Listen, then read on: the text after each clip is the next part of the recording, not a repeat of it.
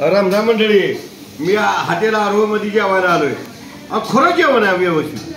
आणि बोकडाचं मटण आहे, हिवाळी रस्सा आहे, बाजरीची भाकरी आहे आणि एवढं मटण आहे आणि देशी कोंबडीचा अंडा आहे.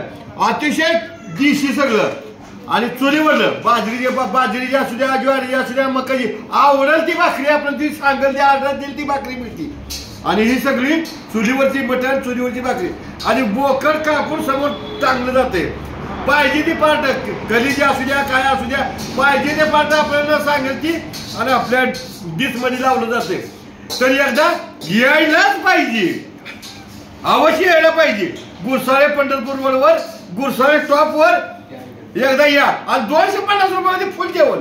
किती भाकरी खावा, किती चांगला राईस मिळेल. अजून चांगला राईस आहे, ज्वारीची आहे, मकाची आहे, बाजरीच्या, कुठली पाहिजे ती भाकरी मिळणार फक्त हॉटेल आरोहमध्ये.